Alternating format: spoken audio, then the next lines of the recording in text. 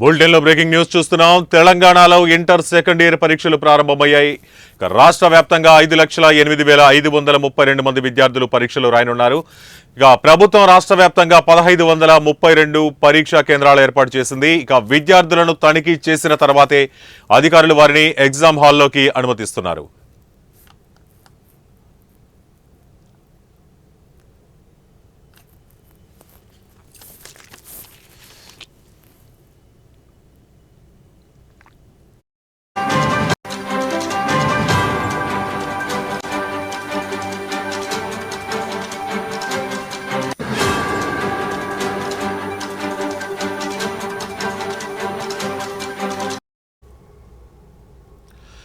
తెలంగాణలో inter second year పరీక్షలు ఇవాళ ప్రారంభమయ్యాయి. రాష్ట్ర వ్యాప్తంగా 5,08,532 మంది విద్యార్థులు పరీక్షలు రాయనున్నారు.